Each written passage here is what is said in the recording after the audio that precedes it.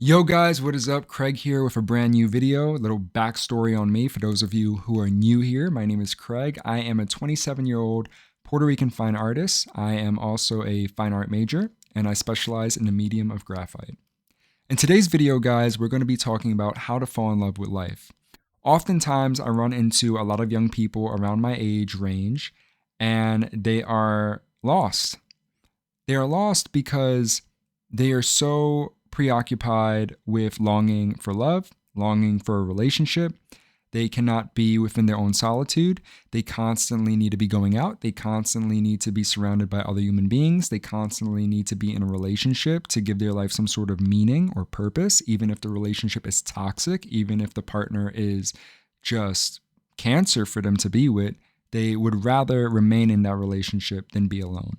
I run into a lot of young people like this, and a lot of them are very miserable because they're constantly pedestalizing human interaction above everything else in life.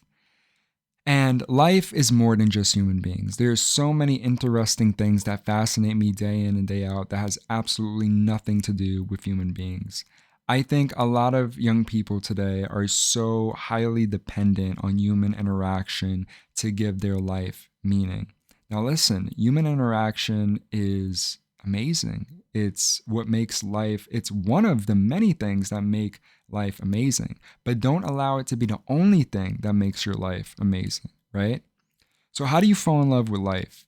You fall in love with life in two ways. Well, two steps, really. The first step is you surround yourself with your passions, your hobbies, and your interests day in and day out. If you don't know what your hobbies, your passions, or your interests are, I want you to close your eyes and I want you to think and recall deeply, when was the last time something had you in a state of fascination, a state of awe, a state of amazement? What was it? Maybe it was a play that you saw 2 years ago and you just loved how the actors were portraying the characters of a story.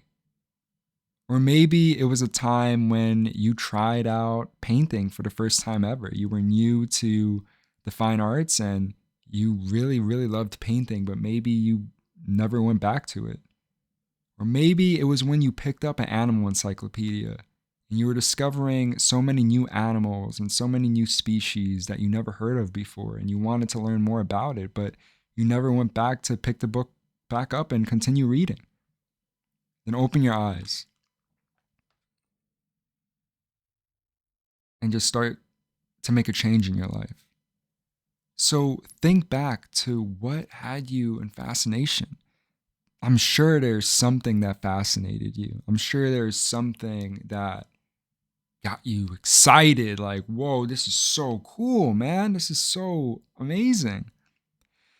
Every person has something that sparked us or moved us in some sort of way.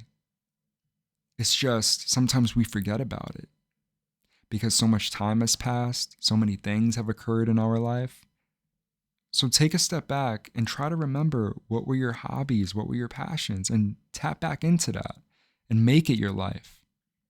For example, I'm a fine art major. I started drawing when I was 4 years old, but I went through years and years of inconsistency. And it wasn't until 2017 when I got back into fine art. I was a liberal arts major. It was my first semester of community college, and I took my first drawing one class. And when I took my first drawing one class, I felt this innate calling within me.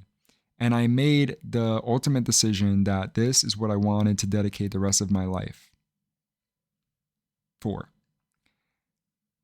And I fell back into fine art and it was amazing. And I've been consistent ever since, from 2017 all the way to 2024. And I made a lot of progress in my fine art journey. So that's an example of tapping back in, like I was inconsistent for years, finally ended up in college, really didn't know what I wanted to do with my life. Took a drawing one class because I was like, well, I've always been pretty decent at drawing, and my family always strongly encouraged for me to draw. I tapped back into that, and here I am, about to be in my last semester I just finished my spring semester. Now I have fall semester, and after fall semester, I graduate with my BFA in studio art. So sometimes we just got to tap back in, right? Sometimes we just need to pick that book up where we left off and continue reading and finish it. Go back to that chapter that you left off on. Continue. And if you don't know what, like, let's say you never had that feeling in your life, like maybe you were never fascinated by anything. Well, now make that your job to find some passions and some interests, you know?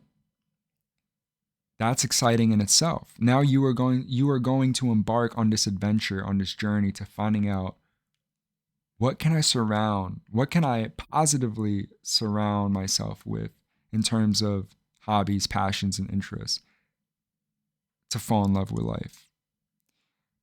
But anyway, that's a whole nother story on how I already made a video on how to find your purpose. Feel free to check that out if you are feeling like your life is lacking purpose or lacking destiny. But anyway, when you find out what your purpose is, when you find out what your hobbies and your talents and your passions are, life becomes so much better because your life is no longer engulfed by human interaction 24/7. Now you're doing other things that don't involve humans that can genuinely give your life meaning and euphoria. I can't tell you how much better my life has become since I found my purpose, which is being a fine artist. My life has honestly, it's a whole 180 from where I was 5 years ago. 5 years ago, I needed to constantly hang out with someone. I needed to constantly go out. I needed to constantly be in a toxic relationship for happiness because I was lost, man. I didn't know what I wanted to do with my life. I mean, the only other thing I was doing was playing video games, but that didn't give me nowhere near as much fulfillment as fine art does, as being a fine artist does. So I relate to these young people who constantly pedestalize human interaction and relationships and friendships to give their life meaning. But if you do that, you will find out that you're going to be a very miserable person in the end. Because if there's anything that I learned about humans in the 27 years that I've been alive on this earth, is that human beings are very fickle. They love you today and they're gone tomorrow. They're your best friend today and they backstab you tomorrow. Human beings can be very unpredictable. No matter how well you claim to know them, you don't really know them. But when it comes to things that don't involve human beings, like fine art or reading a book, science, history, things of that nature, having a pet, all of those things won't backstab you. Like this drawing will never let me down, will never disappoint me, right? Unless of course, if I put a lot of expectations on myself to make a grandiose drawing, then yeah, potentially this drawing could disappoint me. But what I'm trying to say is that there's so many beautiful things in this life that don't revolve around human beings that can make you happy. And human beings can oftentimes let you down because they're so unpredictable in nature. So that's why it's so key to surround yourself with things that don't involve human beings, because that will essentially give your life meaning. And you won't be so dependent on hanging out with other human beings to give you that dopamine rush in your head. You won't have to, I think I'm rambling on, but I think you guys understand what I'm trying to say. So that was the first step of how to fall in love with life, is by surrounding yourself with your hobbies and your passions and your interests. Because human beings will just let you down, man. They will just let you down time and time and time again. You got to find other things that you can love that won't let you down. The other step when it comes down to how to fall in love with life is to become a student of life, to become a polymath, I believe is the correct term for it. A polymath is essentially a person who knows a little bit of everything about this life. Maybe you know a little bit about marine biology. Maybe you know a decent amount about archaeology. Maybe you know a decent amount about psychology. Maybe you know a decent amount about art history. You want to become a polymath. You want to become a student of life. You want to question. You want to become inquisitive. You want to question everything around you. That's what I do. And I'm constantly just amazed by the world every day because I'm constantly learning new things about the world. You know, buy a book. Buy a book about random facts, and that will truly amaze you. I have this book right. This book is called The Book of Extraordinary Facts. Nearly 900 giant statues are scattered across Easter Island. It's books like this that will make you fall in love with life because they teach you things that you never knew existed. There's so many interesting things in the world that you would love if people if more people just searched for it, you know? I can't tell you how many times I've just looked up random stuff just because I'm just that inquisitive.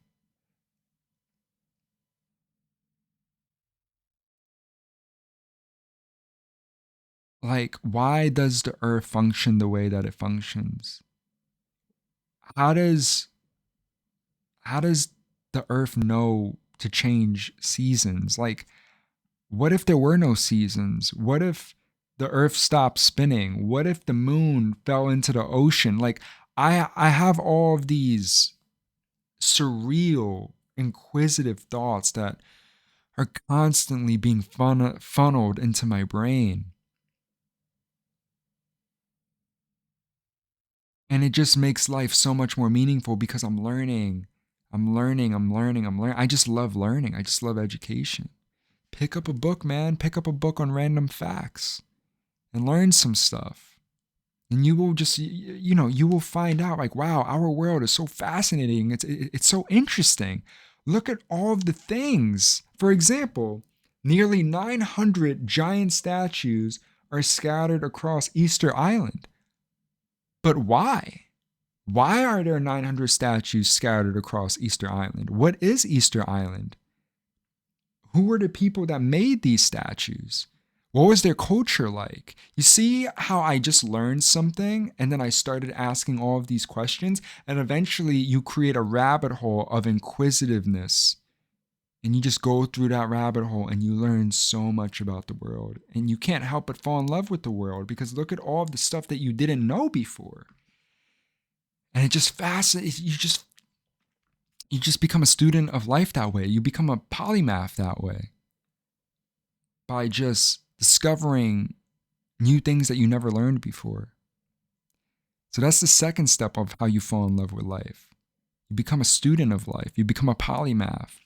You get a book of random facts and you dive into it and learn about things that you never knew before. And you look at the world very differently because you find out about things that you just never knew existed. I know I'm repeating myself over and over again, but I can't stress it enough, people. This world is fascinating. There's so many new things to learn. There's so many things to grasp. There's so many things to discover. And you're worried about getting a text back. You're worried about being left unseen. You're worried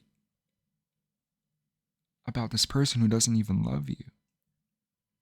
You're worried about hanging out with friends 24/7. You're worried about constantly being around human beings to give your life meaning. But if you were to open a book like this, you would realize that there's so much more to the world and life than human beings. And that's how I fell in love with life. And I hope those 2 steps maybe made a difference to all of you watching. But what do I know? Maybe that's not how you fall in love with life. Maybe there are maybe there are many other steps of how to fall in love with life that I'm missing. Maybe you guys could comment them down below and enlighten me. But those are 2 steps that genuinely helped me and genuinely changed my perspective on the world and life itself.